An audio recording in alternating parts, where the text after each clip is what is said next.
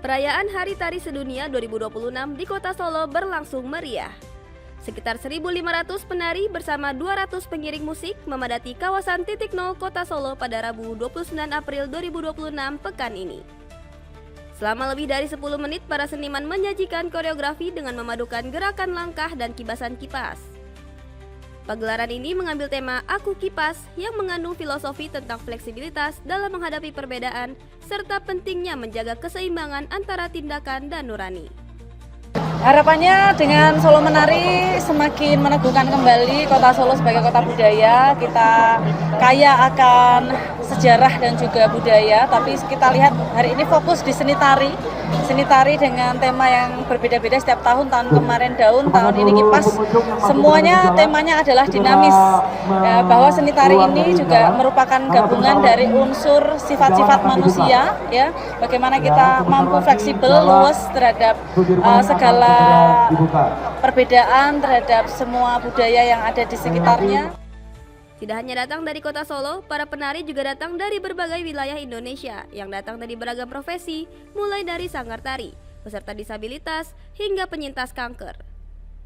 Kalau saya terus terang senang karena untuk biar menggerakkan hati anak-anak tetap senang menari.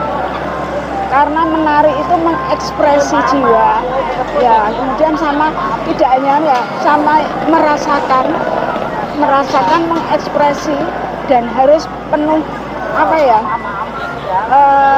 meningkatkan imajinasi. Kesulitannya mungkin waktu kekompakan, yang melatih kekompakan di sini. Ini dari Bandung? Iya, Bandung. Jadi udah berapa kali nih ikut Solo Menari? Dua kali. Tanggapannya gimana? Tanggapannya iya seru, buat terus bisa nambah experience, terus teman-teman baru. Jadi baru. ya kenal sama orang-orang sini gitu, budaya sini. Solo Menari tahun ini mencatatkan sejarah baru setelah dinyatakan mampu memecahkan rekor dunia sebagai tari kolosal dengan jumlah peserta terbanyak oleh Leprit.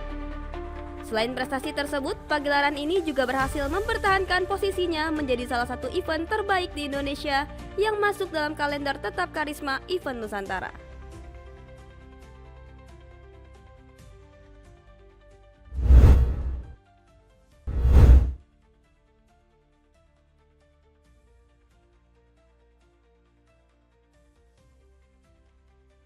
Kementerian Perhubungan mulai melakukan audit investigasi terhadap perusahaan taksi Green SM yang terlibat dalam insiden kecelakaan kereta api di Stasiun Bekasi Timur.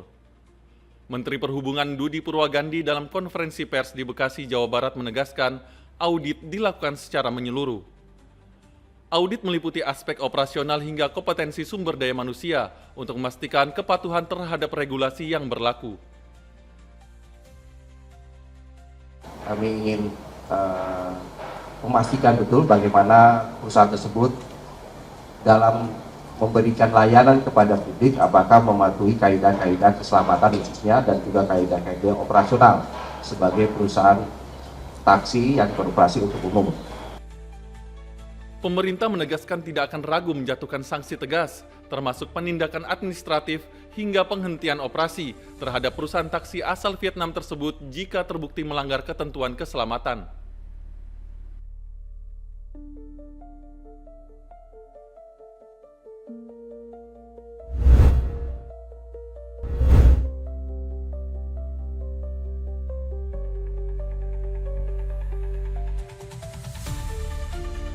Sejumlah siswa sekolah dasar tampak antusias menyusuri lapak-lapak di Pasar Gembrong, Sukasari, Kota Bogor pada Rabu pekan ini. Bagi sebagian siswa, kegiatan ini menjadi pengalaman pertama melihat langsung praktik transaksi ekonomi di pasar tradisional. Didampingi guru, para siswa diajak mengamati aktivitas pedagang dan pembeli, mulai dari menawar harga hingga memilih barang kebutuhan.